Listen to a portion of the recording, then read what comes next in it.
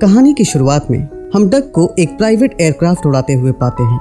डग को प्लेन उड़ाने का बहुत शौक है, इसलिए वो प्लेन उड़ाने की ट्रेनिंग ले रहा है। पर सबसे बड़ी मुसीबत एयरक्राफ्ट को लैंड करवाना है, जिसमें डग कच्चा है। लैंड करते वक्त छोटी सी चूक से एयरक्राफ्ट क्रैश हो सकता है, जिससे अंदर बैठे इंसान की जान भी जा सकती है। और इस बात से डग के भाई जेफ की हालत खराब होने लगती है। डग जैसे ही लैंडिंग कराने की कोशिश करता है, एयरक्राफ्ट का बैलेंस बिगड़ने लगता है। जेफ बुरी तरह घबरा जाता है और मारे घबराहट के डग के ऊपर चीखने चिल्लाने लगता है। लैंडिंग ना कर पाने की वजह से डग वैसे ही परेशान होता है। वो जेफ को शांति बनाए रखने के लिए कहता है और आखिर में जैसे तैसे करके डग प्लेन को सेफली लैंड कर लेता है और जिंदा बचने की खुशी में जेफ मारे खुशी के पागल होने लगता है।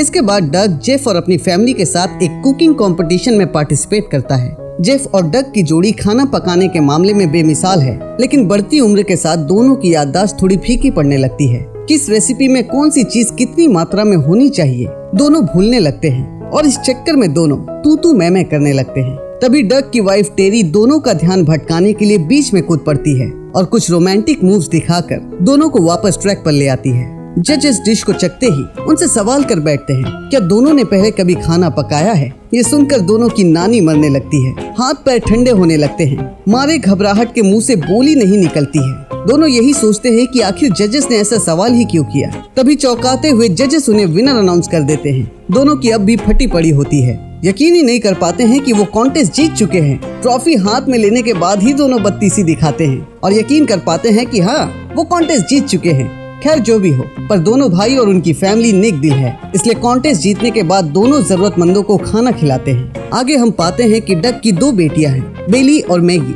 दोनों की दोनों मुंह फट होती है, लेकिन फिर भी बेली अपने पेरेंट्स को रिस्पेक्ट करती है, जबकि मैगी उससे उलट अपनी फैमिली को डिसरिस्पेक्ट करती है। इस बात से डग को बहुत परेशानी होती है। मैगी के ऐसे बर्ताव से पिता होने के नाते डग को उसकी फिक्र होती है, पर टेरी वक्त के साथ मैगी के स्वभाव में बदलाव आ जाएगा, ये कहकर डग को समझा लेती है। आगे हम पाते हैं कि कंपटीशन को जीते एक दिन भी नहीं बीता होता है कि फोन पर डग को जेफ के मौत की दुखद समाचार मिलती है।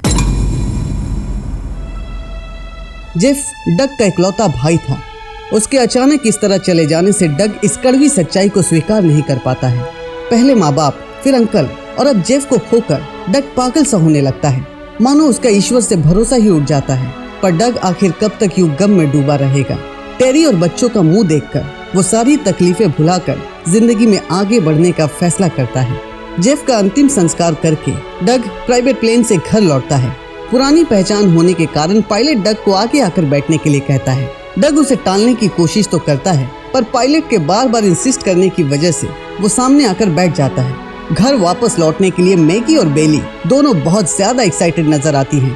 थोड़े बहुत झटके लग सकते हैं, पर घबराने की कोई बात नहीं है, ये बोलकर पायलट प्लेन को टेक ऑफ करता है।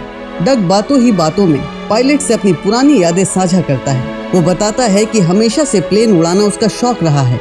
इसी बात पर पायलट भी उसे मौजूदा फ्लाइट की बेसिक डिटेल्स देता है और दोनों हंसते गाते सफर को आगे बढ़ाते हैं। आगे हम पाते हैं कि थोड़ा वक्त बीतते ही रेडियो पर कुछ इंस्ट्रक्शन सुनाई देती है, पर पायलट की ओर से कोई जवाब नहीं मिलता है। पायलट को सोता पाकर डग उसे जगाने की कोशिश करता है और तभी पता लगता है कि पायलट की मौत हो चुकी है। डग बुरी तरह घबरा जाता है। भाई को गुजरे 2 दिन भी नहीं बीतते हैं कि उसकी पूरी फैमिली मौत के मुंह में आ खड़ी होती है। डग का सर चकराने लगता है, क्या करे क्या ना करे उसे कुछ भी समझ में नहीं आता है। वो रेडियो पर एयर कंट्रोल सेंटर से संपर्क करके पायलट की मरने की खबर देता है और प्लेन को लैंड करने में मदद मांगता है। डग को घबराया देखकर टेरी उससे वजह पूछती है, पर डग कहीं सच जानकर सब अपना आपा ना खो दे, ये सोचकर चुप रहता है।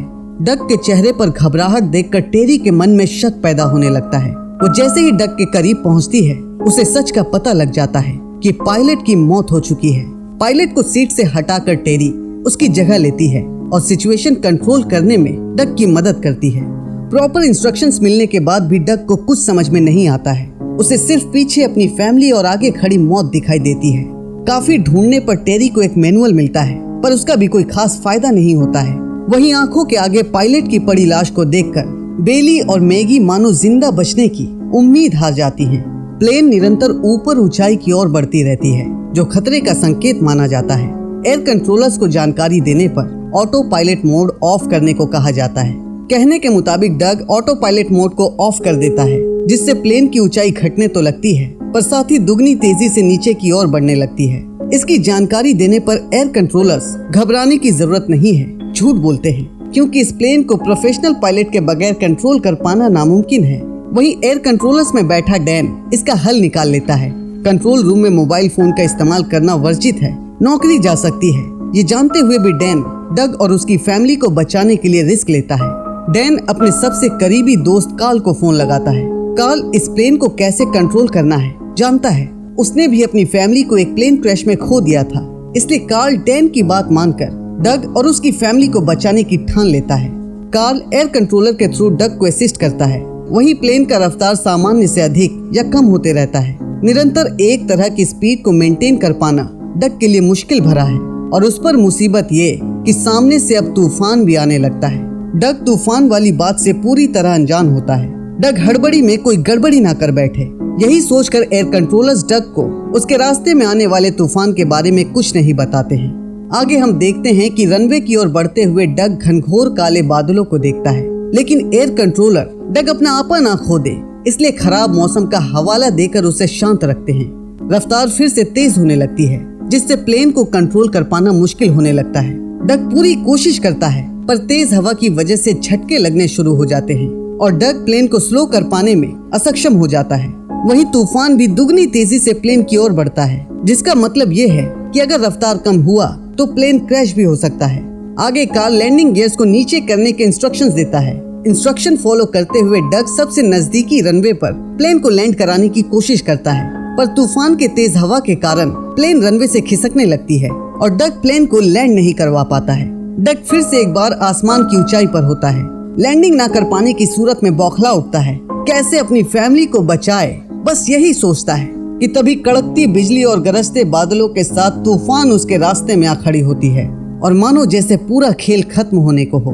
तभी कार्ल पायलट के फोन को ट्रेस कर लेता है और अब कंट्रोलर्स के थ्रू नहीं बल्कि डायरेक्ट इंस्ट्रक्शन देता है। कार्ल व्हाइट लाइनर को खींचकर सबसे पहले लैंडिंग गियर को अंदर लेने को कहता है। कार्ल उसकी फैमिली को बचा लेगा, डग को यकीन दिलाता है।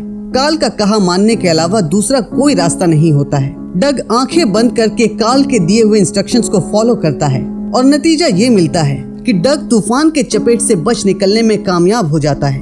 अब आगे हम देखते हैं कि सामने दूसरा रनवे आता है। डग लैंडिंग गियर्स को फिर से बाहर निकालने के लिए कहता है।